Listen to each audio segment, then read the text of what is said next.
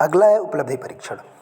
उपलब्धि परीक्षण विद्यालय के विभिन्न क्षेत्रों में छात्रों की निष्पादन क्षमता की जांच के लिए आप उपलब्धि परीक्षणों के प्रयोग आते हैं। सभी प्रकार की परीक्षाएं, चाहे वे इकाई परीक्षा हो जिसे हम यूनिट टेस्ट कहते हैं, जिसे आप लोग यूनिट टेस्ट कहते हैं ना, इकाई परीक्षण यूनिट टेस्ट हो, या आपका एनुअल एग्ज़ाम हो, हाफ ईयरली हो, तो ये सब में हम क्या करते हैं, उस बालक की उपलब्धि का जांच करते हैं, उपलब्धि का परीक्षण करते हैं।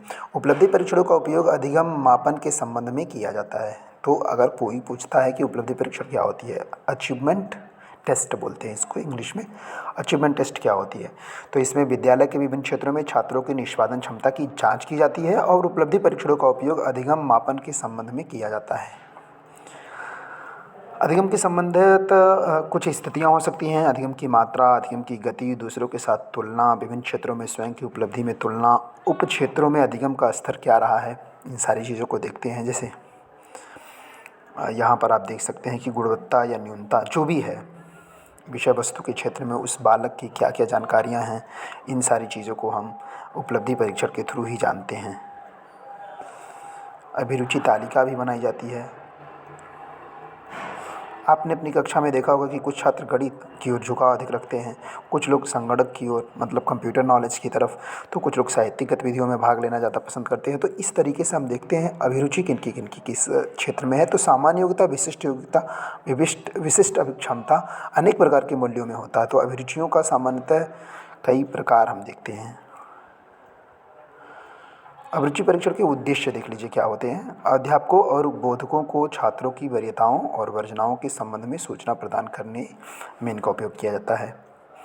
परीक्षणाधीन छात्रों को उनकी अभिरुचियों की पहचान और स्पष्ट ज्ञान करने के लिए उनका उपयोग किया जाता है। यानी कि जिनका परीक्षण हम कर रहे हैं उन छात्रों की अभिरुचि किस क्षेत्र में है, ये हम ज्ञान कर लेते हैं, इसकी जानकारी होती है।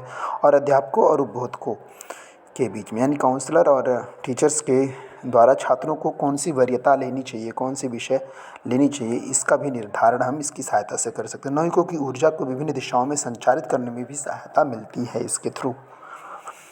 और अध्यापकों, बोधकों और माता पिताओं को परीक्षार्थियों की अभिरुचियों का गहराई से ज्ञान कराने में भी इसका उपयोग किया जाता है। किसका? अभिरुचि परीक्षण का। इसकी विधियाँ कैसी कैसी हैं यहाँ पे देख लीजिए। प्रेक्षण विधि, उपबोधक का अभिमत, उपकरणों का उपयोग और अभिरुचि तालिकाओं का प्रयोग द्वारा। तो ये हो गई बात आपकी अभिरुचि उपलब्धि परीक्षण की। ओके, तो हम लोगों ने मानकीकृत में दो चीज़ों के बारे में पढ़ा, एक आपका अभिक्षमता परीक्षण और दूसरा उपलब्धि परीक्षण। बाकी की क्लासेस आगे चलेंगी। स्टे कनेक्टेड, पढ़ते रहिए, आगे बढ़ते रहिए, खुश रहिए।